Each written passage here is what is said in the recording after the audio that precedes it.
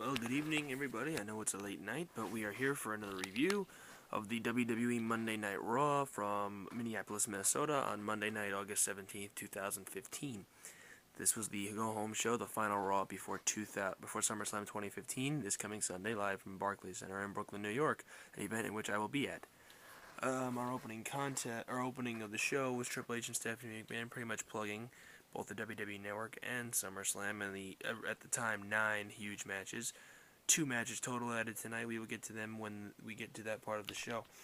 The opening contest of the night was a tag team match: Randy Orton and Cesaro versus Sheamus and Kevin Owens. We already knew coming into tonight that Randy Orton would go one-on-one with Cesaro would go one-on-one with Kevin Owens this Sunday at SummerSlam, but it was officially added earlier today that Sheamus and Randy Orton will go one-on-one yet again this coming Sunday night at SummerSlam. Good match, back and forth. A couple of missed spots where Cesaro missed his spot to do his flip over the ropes, as well as Kevin Owens botching the counter on the RKO.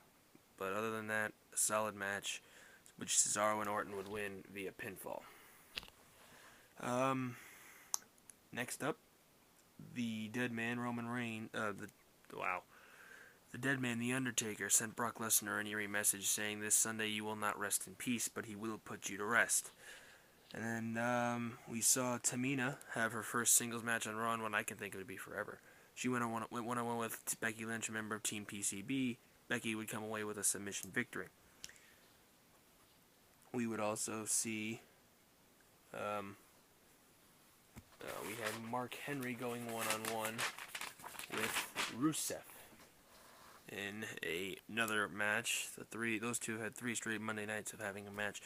Rusev's come away with the win every time, but this one had a bit more significance afterwards. Lana calling Summer and Rusev back for a challenge. She slapped Summer and then called Rusev into the ring, a move that surprised many people, but in my opinion was kind of interesting, and would lead to the return of, yes, you figured it out by now, Dolph Ziggler.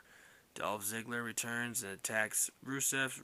Lana attacks Summer, and then in a backstage interview afterwards, Ziggler asking for the match one-on-one with Rusev this Sunday. That's the other match that's been made.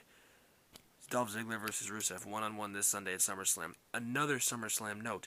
As noted earlier today across many social media platforms, the host of SummerSlam this Sunday will be the man who just retired from his job as the host of The Daily Show after 16 years on Comedy Central, Jon Stewart, hosting SummerSlam live this Sunday. We also saw a 8-man tag match as the Primetime Players and the Lucha Dragons teamed up to take on the New Day and Los Matadores. Now, this matchup would be a pretty much a preview this Sunday, all 4 teams. And the match ended with the Lucha Dragons tagging in themselves to pin Los Matadores, even though the Primetime Players had the win well in hand. Which, if that happens this Sunday, the Primetime Players lose the titles to the Lucha Dragons. Should be an interesting way that goes this Sunday. We also saw the John Cena Seth Rollins contract signing for the WWE World Heavyweight and United States title for title match this Sunday. Pretty much broke down into a war of words, not a physical confrontation for a very rare moment in a contract signing. Cena pretty much saying that he would love to tie Ric Flair's record of 16 world titles, which he would do if he wins this Sunday. He said that the mentor of Triple H, Ric Flair, was the man who holds the record, but Triple H was never Ric Flair's female dog, we'll use that word. However, this Sunday, John Cena will make Seth Rollins his. So, getting kind of interesting and deep between these two men. And Roman Reigns and Luke Harper went one-on-one, with Bray Wyatt at ringside and Dean Ambrose on commentary. Back and forth match, probably, in my opinion, the best match of the night. Those two men tore each other to shreds. The kick from Harper to Reigns' head early in the match was amazing, and I don't know how Roman woke up from that. But back and forth the whole time, Harper with a good solid domination for most of it. Reigns fighting back, Reigns proving he can fight back, and did win.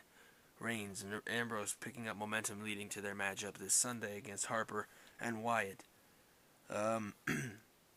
We saw The Miz go one-on-one with Ryback, The Miz shooting a promo on the Big Show, who was on commentary prior to the match, saying Big Show is no Hollywood movie star, as WWE was plugging Big Show's new movie Vendetta, which is released on DVD tomorrow. Go pick that up if you're interested.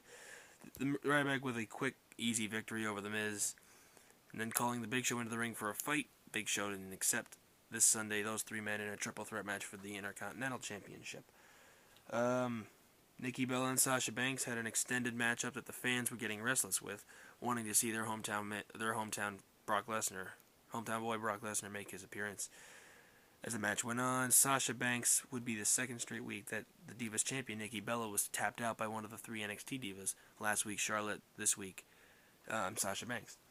And before the final segment of the show, we learned that the main event of SmackDown this week will be a massive 8-man tag with huge implications on SummerSlam, as Randy Orton, Cesaro, Roman Reigns, and Dean Ambrose will team up to take on the team of Kevin Owens, Sheamus, Bray Wyatt, and Luke Harper, pretty much plugging those three matches that will be separated down into each other this Sunday into the main event of SmackDown, which I will review on Friday, which is the morning after the show.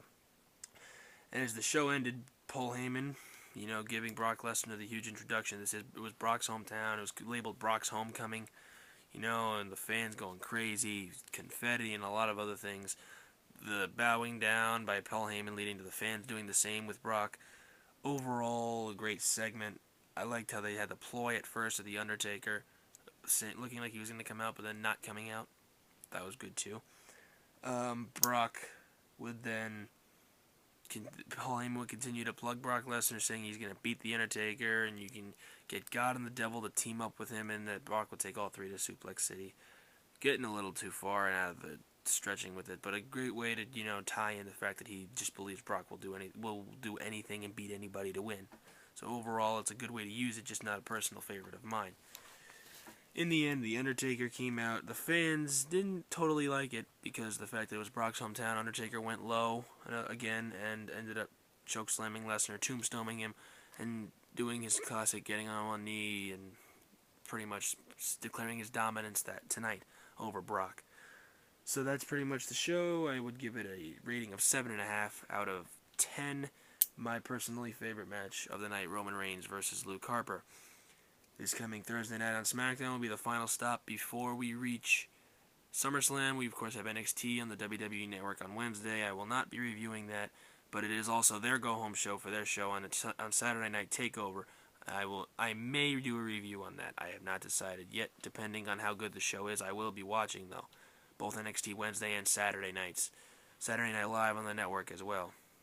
You have Bayley and Sasha Banks for the women's title, and Kevin Owens and Cesaro and Finn Balor in a ladder match for the NXT title, as well as the NXT debut of Apollo Crews and the official return to the ring, of the one-night-only return of Jushin Thunder Liger.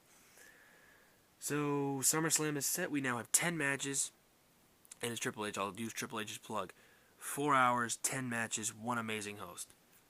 Jon Stewart hosts the 26th annual SummerSlam, live from the Barclays Center in Brooklyn, New York, with the following matches taking place. I'll give you a quick rundown. We have Team Bad versus Team Bella versus Team PCB as the Divas Revolution continues. We have Randy Orton and Sheamus going one-on-one, as well as Kevin Owens and Cesaro, and Dolph Ziggler and Rusev in a bunch of grudge matches there.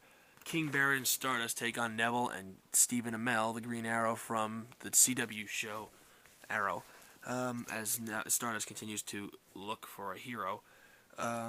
The triple threat match for the Intercontinental title is Ryback, The Miz, and The Big Show all go at it. The Fatal 4-Way for the WWE Tag Team titles as the Primetime Players defend against the Lucha Dragons, The New Day, and Los Matadores.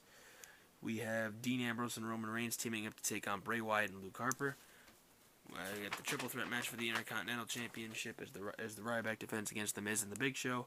And title for title, Cena, the United States Champion, versus the WWE World Heavyweight Champion Seth Rollins. Winner take all, winner takes both championships. If John Cena wins, it will be his record-tying 16th World Championship. And the main event, the match too big for WrestleMania, 15 months in the making, is Brock Lesnar and The Undertaker go one-on-one. That's this Sunday. SmackDown this Thursday. Please like this video and subscribe. Thank you.